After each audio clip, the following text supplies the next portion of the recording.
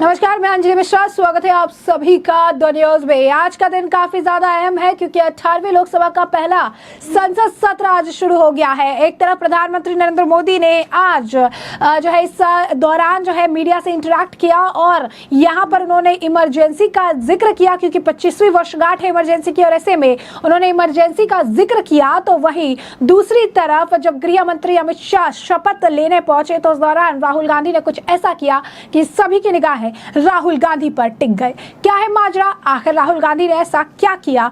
गृह मंत्री अमित शाह आखिर क्यों उसकी तरफ देखने लगे और उसके बाद वहां पर अपने काम पे लग गए? क्या है पूरा माजरा, विस्तार से समझिए। 18वीं लोकसभा का पहला संसद सत्र शुरू हो गया। पहले दिन प्रधानमंत्री नरेंद्र मोदी ने संसद में प्रवेश करते ही पहले सरकार की प्राथमिकताओं पर चर्चा की तो विपक्ष के सहयोग की अपील भी। परंपरा के अनुसार पहले दिन आपको बता दें कि प्रोटेम स्पीकर भर्तृहरि महताब देश भर से चुनकर आए सांसदों को शपथ दिला रहे हैं। इस बीच तरह तरह के नजारे सामने आए।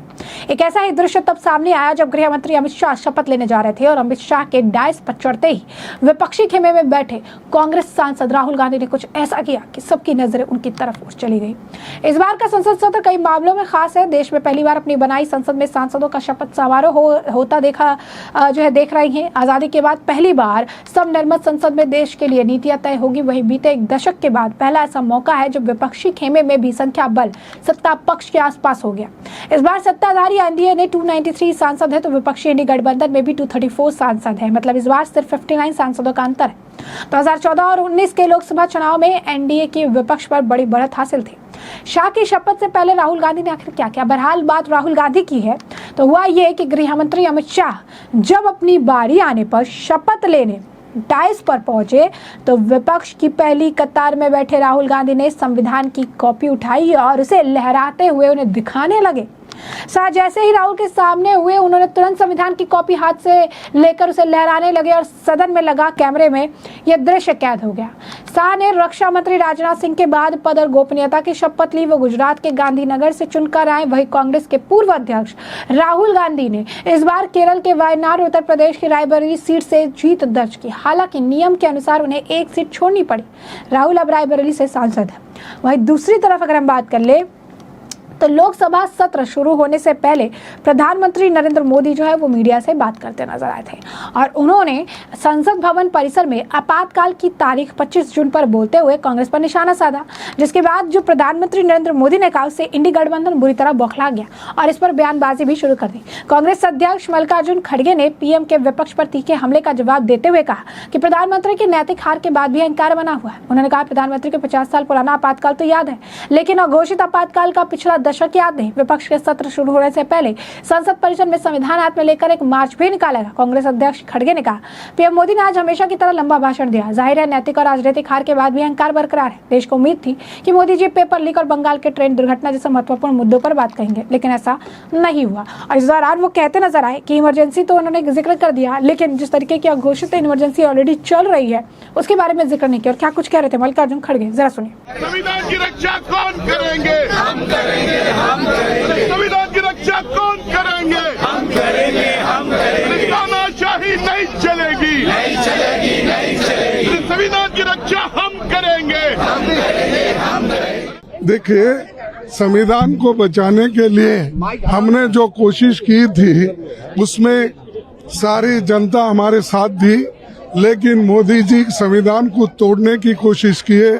इसीलिए आज सभी पार्टी के नेता लोग एक होकर ये जो प्रोटेस्ट कर रहे हैं और यहाँ पर जो गांधी स्टैचू थी और वहीं पर हम प्रोटेस्ट कर रहे हैं। मेरे बाबा साहब अम्बेडकर की वहाँ थी और गांधी जी की यहाँ थी।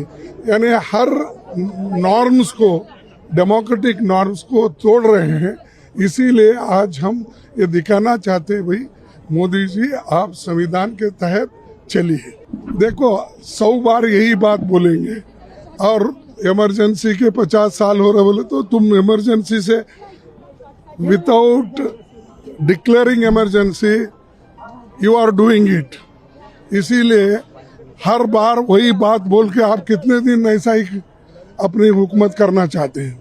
तो जैसा कि हमने आपको कहा कि यहाँ पर जो है जिस तरीके से इमरजेंसी को लेकर प्रधानमंत्री नरेंद्र मोदी ने बयान दिया, उस पर पूरा विपक्ष जो है बौखलाया हुआ नजर आया और एक दो नहीं कई सारे बयान जो है इस मामले पर सामने आए। वही इस मामले को लेकर रॉबर्ट वाड्रा का भी बयान सामने आया। रॉबर्ट वाड्रा ने कहा कि ये पहला दिन है पार्लियामेंट का और ये एक पॉजिटिव नोट में शुरू होना चाहिए, ना कि नेगेटिव थिंग जैसे इमरजेंसी को लेकर ऑब्सेस्ड होना चाहिए। गांधी परिवार को लेकर आप ऑब्सेस्ड हो, इंदिरा जी को ऑब्सेस्ड लेकर ऑब्सेस्ड हो, नेहरू जी को लेकर ऑब्सेस्ड हो। उन्होंने कहा कि मुझे लगा था कि प्रधानमंत्री See, the entire campaign during the last Lok Sabha election was major issue was the Constitution of India. The country has seen the way the previous dispensation of Narendra Modi, how their cabinet ministers was talking that we are going to change the constitution. Their member of parliaments was talking that they want to change the constitution. That has become a main issue during the parliament Lok Sabha election. People have given a verdict. People are not in favor of changing the constitution. Constitution should remain as envisaged by Dr. Baba Saheb Ambedkar, and that is the constitution which the entire country has adopted, and it should continue to be the same constitution. There is no question of any changes in the constitution. See, that is the matter is 1975. Lot of water has been flown. Everything has been discussed. Commission was been appointed. All findings was been given. There is no meaning in again repeating the same. It totally depends on the High Command. High Command will decide with the consultation of the Chief Minister and the Deputy Chief Minister. Narendra Modi इन सब चीज़ों से बाहर आएंगे। मुझे लगा था कि वो इसे एक अच्छे दिन पर अच्छे नोट पर शुरू करेंगे, ना कि एक डार्कर डे पर। मुझे लगता है इसे उन्होंने कहा कि बहुत दुख की बात है कि प्रधानमंत्री नरेंद्र मोदी जो है वो भारत के डार्क विजन के थ्रू जो है जा रहे हैं और हमें अब देश की उन्नति के बारे में, पॉजिटिव चीज़ों के बारे में बात करनी चाहिए, ना कि देश के पुरानी चीज़ों को लेकर बात करनी चाहिए। वही इमरजेंसी वाले मामले को लेकर आम आदमी पार्टी के एमपी गुरमीत सिंह हयर का भी बयान सामने आया। उन्होंने भी काफी कुछ कहा है, सुनिए जरा। तो जैसा कि आपने सुना कि आम आदमी पार्टी के भी नेता इस मामले पर प्रतिक्रिया दे रही हैं और कह रही हैं कि हमारे लिए काला दिन जो है वो आज है। आज जो सांसद जो कि पूरी देश भर से चुनकर आए हैं वो यहाँ पर आ रहे हैं और अपने आप को जो है यहाँ पर लाकर जो है मिल रहे हैं, प्रधानमंत्री नरेंद्र मोदी से मिल रहे हैं, उनके कलीग से मिल रहे हैं। 10 साल जो है ये काला दिन रहा है क्योंकि यहाँ पर डिक्टेटरशिप चली है, लोकतंत्र की हत्या की गई है और यहाँ पर ऑपोजिशन लीडर्स को जो है जेल की सलाखों के पीछे डाला गया है। उन्होंने ये बातें जो है उनके द्वारा कही गई, यानी साफ तौर पर विपक्ष इस मामले को लेकर बौखलाया हुआ नजर आया। वहीं पीएम मोदी के इमरजेंसी वाले मामले को लेकर बीजेपी की अगर बात करें तो बीजेपी के एमपी बसवराज बोमई कह रही है कि ये बात तो सही है कि ये पूरी तरीके से एक काला धब्बा है लोकतंत्र में, जो इस तरीके से उन्होंने कहा इमरजेंसी को लेकर तो वो है। उन्होंने कहा कि उन्होंने कॉन्स्टिट्यूशन को अपने हिसाब से ट्विस्ट किया, टर्न किया और कांग्रेस लीडर जो है अब संविधान की पट्टियां जो है किताब अपने हाथ में लेकर घूमते हैं और ये वही संविधान है जिसका इन्होंने कत्लेआम किया था और अब उसी संविधान को लेकर जो है वो घूमते रहते हैं। इसका कत्लेआम उन्होंने 25 जून 1975 में किया था और वहां पर उन्होंने लोकतंत्र की हत्या की थी, लेकिन अब जो है वो इसकी बात करते हैं और उन्हें किसी भी तरीके से इसे लेकर या इस पर बात करने का जो है कोई भी हक नहीं है। वहीं जिस तरीके से इंडी गठबंधन के लीडर प्रोटेस्ट कर रही हैं, जिस तरीके से चीजें कह रही हैं, उस पर बीजेपी के सांसद अरुण गोविल कहते हैं कि बीजेपी ने हमेशा लोकतंत्र की रक्षा की है, उसका सम्मान किया है और कांग्रेस ने जो है इमरजेंसी लगाई थी और सारे लोग को ये बात पता है कि बीजेपी ने कभी भी ऐसा कुछ भी नहीं किया इमरजेंसी लगाने जैसा, क्योंकि ये तो कांग्रेस के काल में और कांग्रेस द्वारा ही किया गया था।